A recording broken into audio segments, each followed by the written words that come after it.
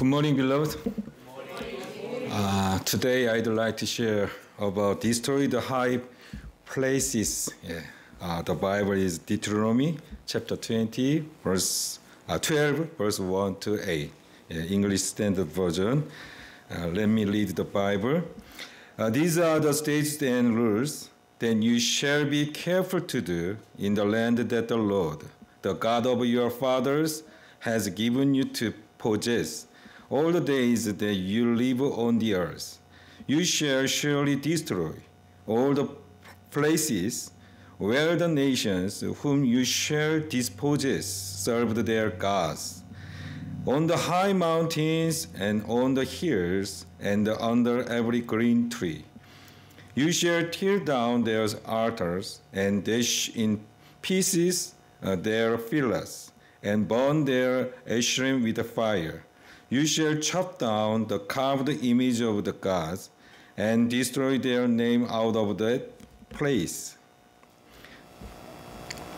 You shall not worship the Lord your God in that way, but you shall seek the place that the Lord your God will choose out of all your tribes to put his name and make his habitation there. There you shall go. And there you shall bring your burnt offerings and your sacrifices, your tithes, and the contribution that you present, your vow offerings, your freewill offerings, and the firstborn of your herd and of your flock. And there you shall eat before the Lord your God, and you shall rejoice, you and your households, in all that you undertake, in which the Lord your God has blessed you. You shall not do according to all that we are doing here today, everyone doing whatever is right in his own eyes. Today I preach under the title, Destroy the High Places. My family and I daily meditate on God's word together, share it, and pray. As I have been meditating through the books of the kings since last month, I asked, why did the house of Israel and the house of Judah fall? Was it political, economic, or cultural failure?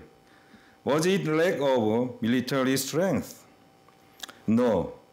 As I pondered the scriptures, it became plain that their ruin came because the kings failed to destroy the high places that provoked the Lord's displeasure. And I have seen that in our day, there are many high places deeply rooted in the life of the modern church and among believers. Altars of wealth, honor, success, security, and peculiar convictions that are not true faith.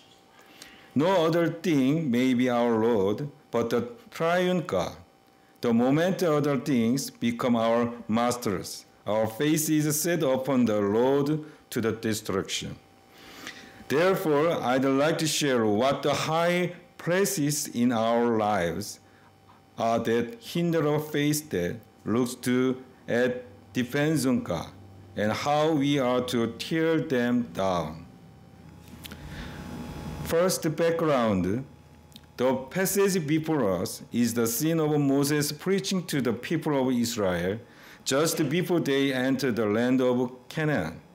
Already during their 40 years in the wilderness, Israel had offered sacrifice to God in their own way as they journeyed. But the Lord did not approve of their offering sacrifice in their own way. For the reason is that the land of Canaan, into which Israel was to enter, was dominated by an idol-worshipping culture, where people sacrificed to the gods of their choice on the high mountains, on the hills, and under every green tree. The Lord commanded through Moses to completely remove the altars and the high places of the pagans was given because the Lord knew Israel who had worshipped many idols even in Egypt, far too well, and wanted to stop the danger of spiritual syncretism and idol worship in Canaan. So Moses urged the people of Israel that when they entered the land of Canaan, which I have promised you, they should offer sacrifices only at the one place chosen by the Lord.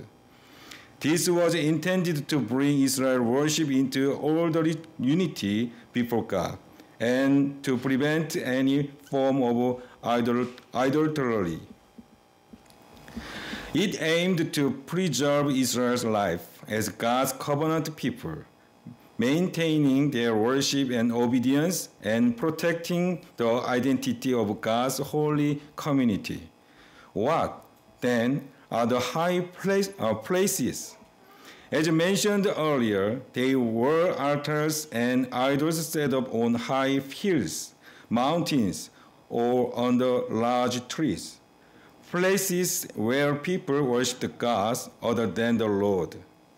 For that reason, God commanded those high places to be removed.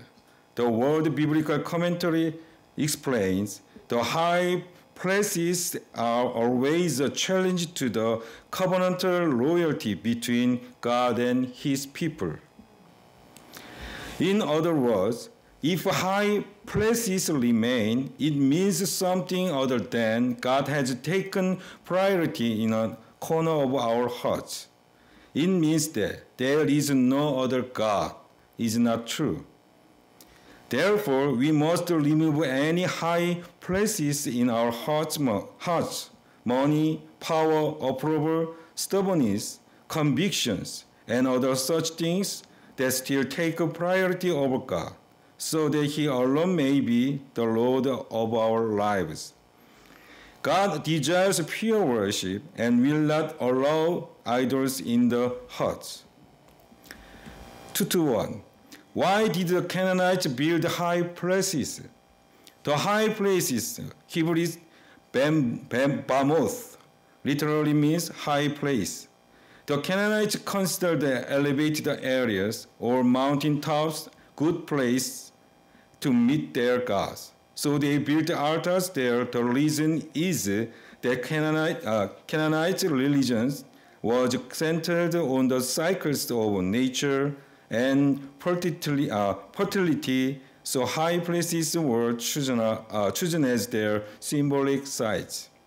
It was a religious practice to offer sacrifices to fertility deities on elevated, sky-closed location, and they worshipped gods such as Baal, Asherah, and Astarte, hoping for rain and agricultural abundance.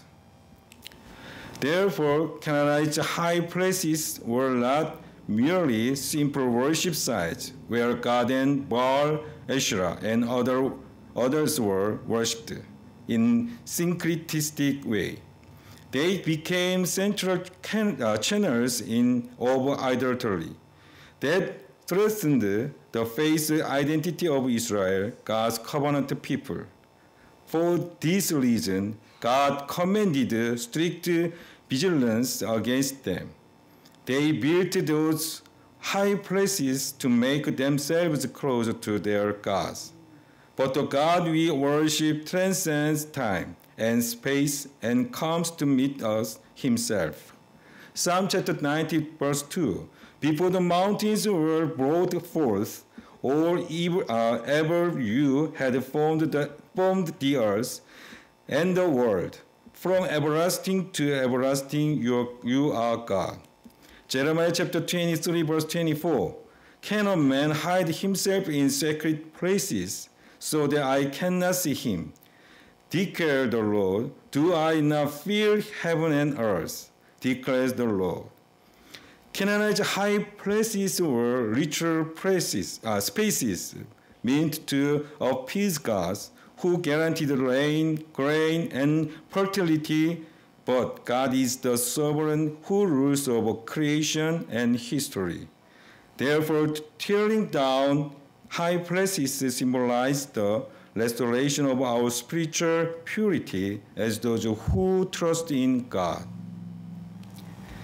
2 Kings chapter 18 verse 3 to 6.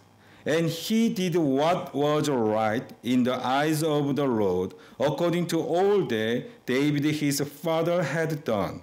He removed the high places and broke the pillars and cut down the Asherah. And he broke in pieces the bronze serpent that Moses had made. For until those days the people of Israel had made offerings to it. It was called Nehushtan. He trusted in the Lord, the God of Israel, so that there was none like him among all the kings of Judah after him, nor among those who were before him. For he held fast to the Lord. He did not depart from following him, but kept the commandments that the Lord commanded Moses. So then, what are the high places for us today? 2. Our high places. First, the high place of materialism, when wealth, possessions, and riches, which everyone loves, are treated as the highest value, and we rely on material things rather than God.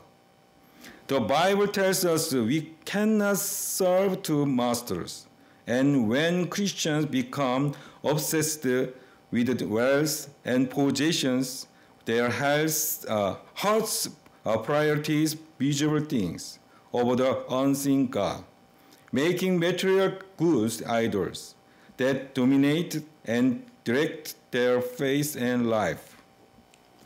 Second, the high place of approval and honor, when social recognition, fame, and praise become the ultimate goal, and we live for human approval rather than for God.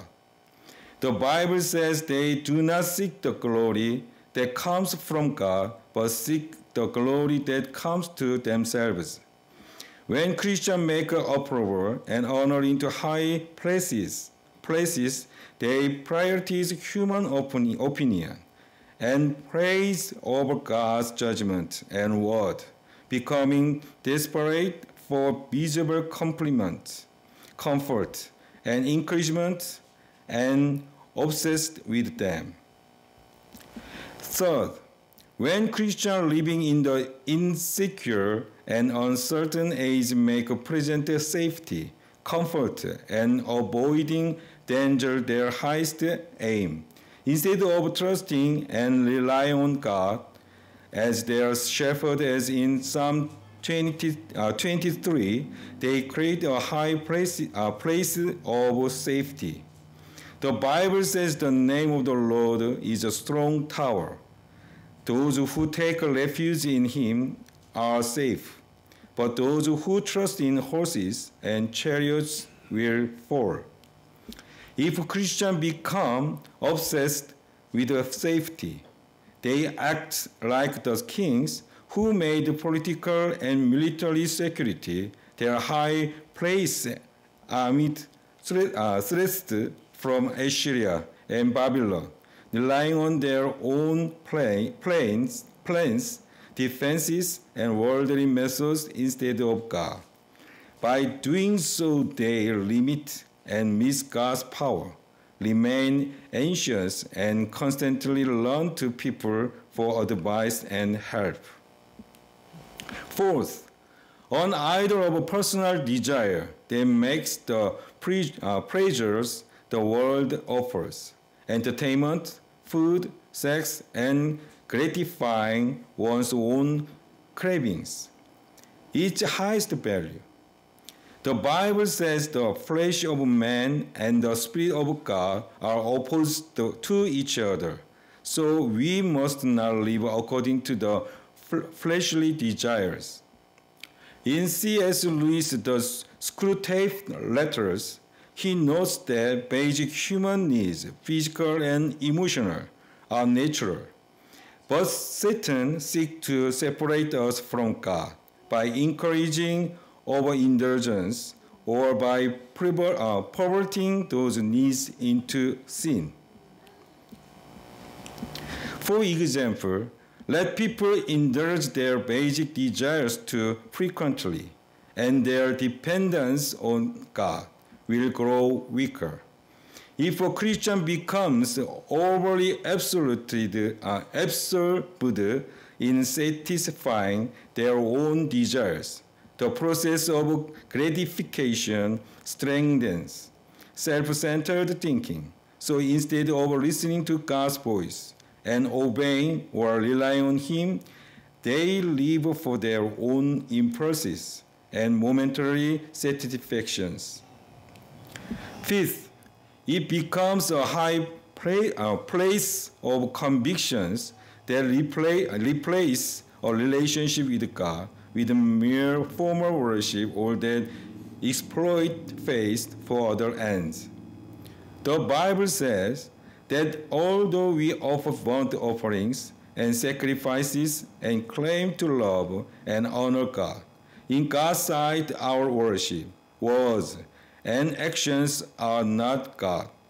Cantered they are not the kind of worship and faith He desires.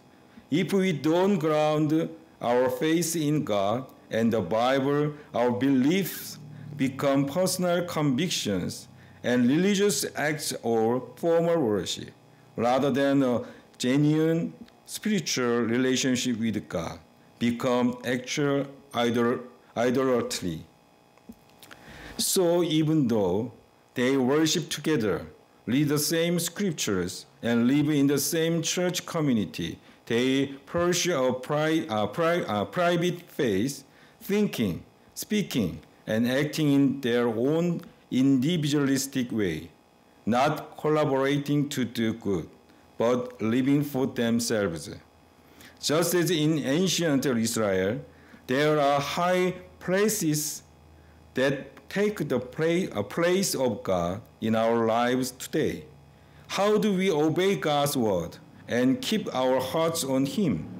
We need to remove whatever has become the ruler of our hearts instead of God.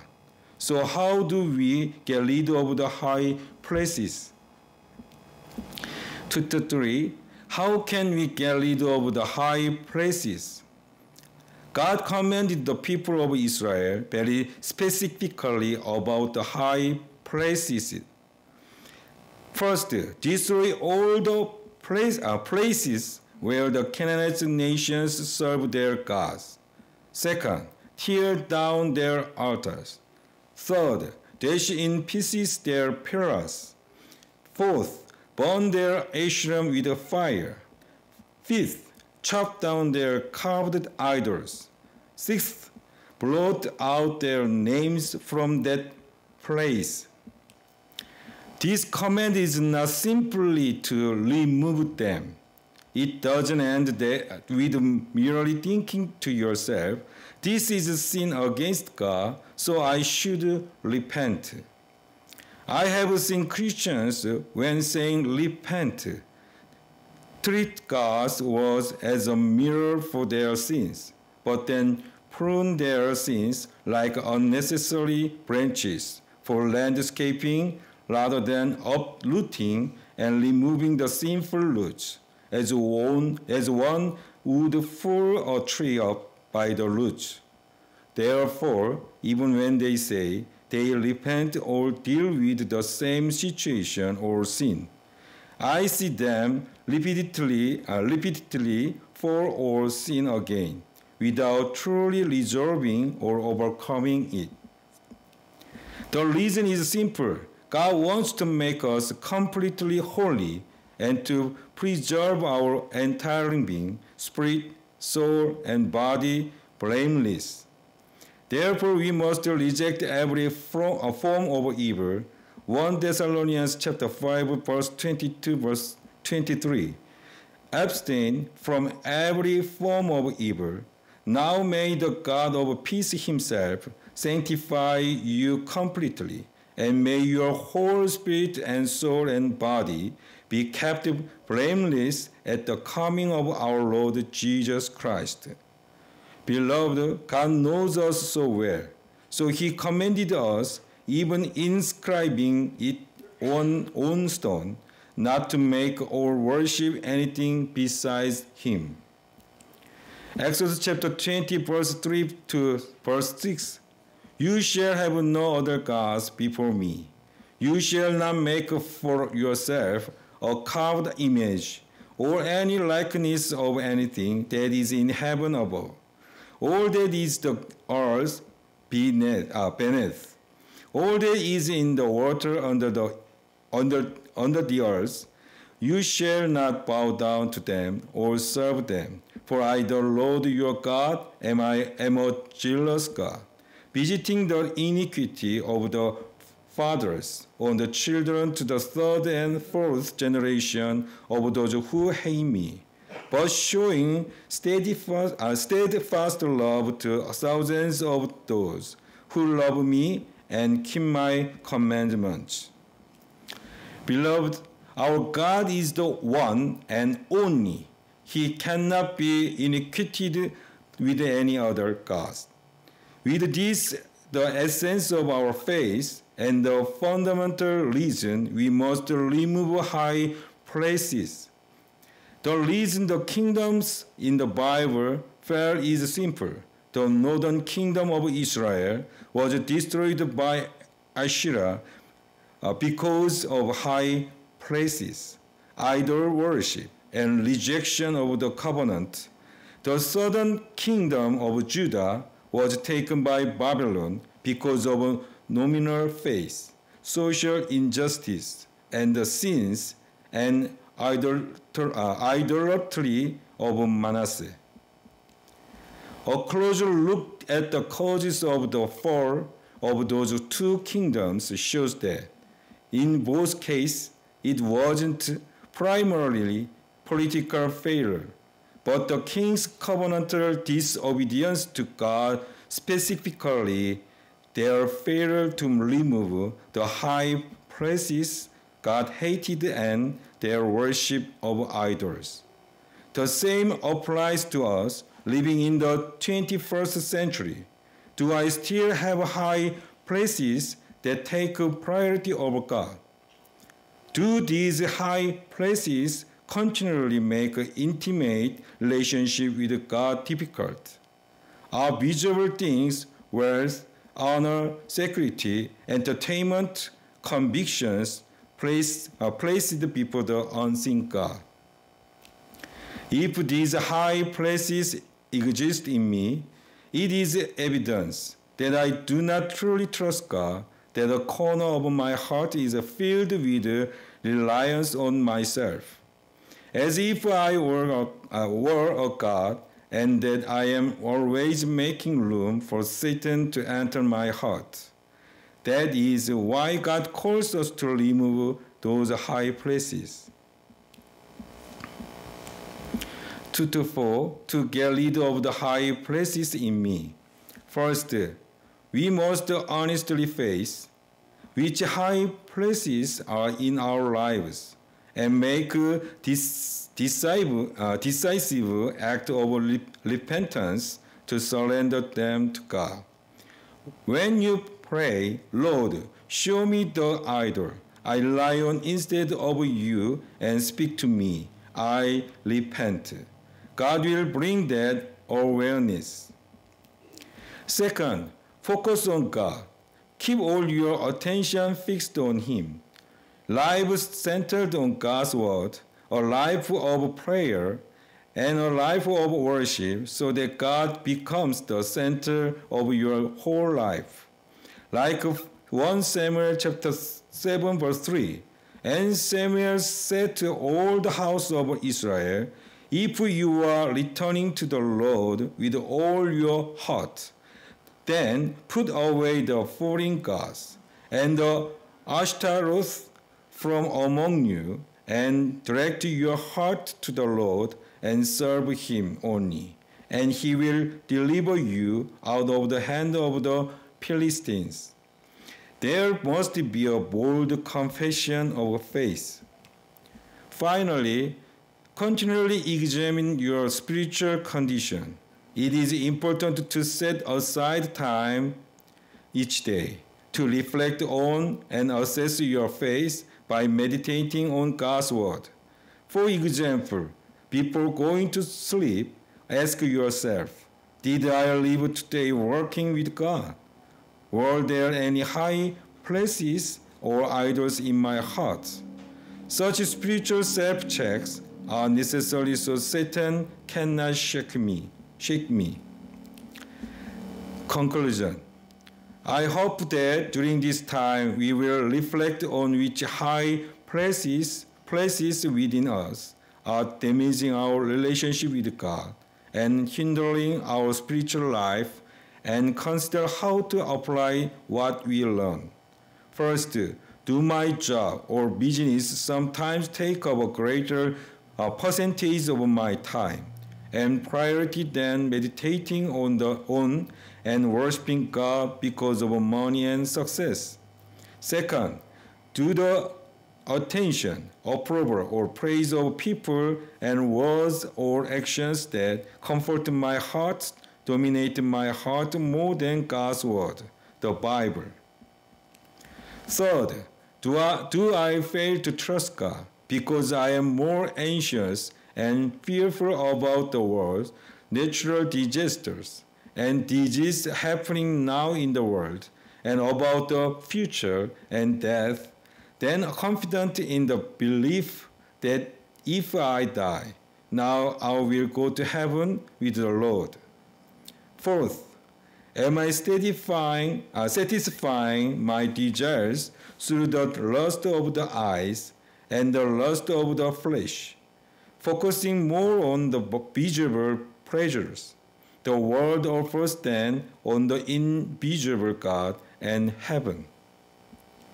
Fifth, am I stuck in a worship that is a habitual, formal, and filled with complaints and judgment according to my own beliefs, rather than experiencing God's presence and having worship overflowing with repentance and gratitude?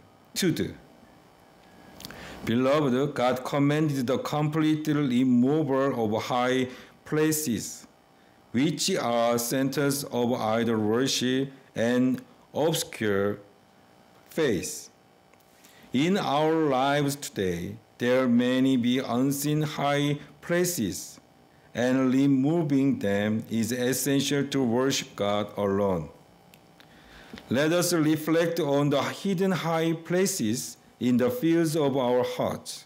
Consider whether wealth, honor, recognition, security, or personal beliefs are hindering your true worship to God and breaking your close spiritual relationship with Him. May the Lord reveal and show this to you, and as He does, I bless you in His name to resolve to thoroughly repent and uproot them without a trace, so that you will not stumble or sin again because of these high places. Let's pray. Lord, please remove all the high places that have taken root in the depth of our lives. Let nothing other than you take the central place in my hearts and make us worshipers who serve only you as King. In Jesus' name I pray. Amen.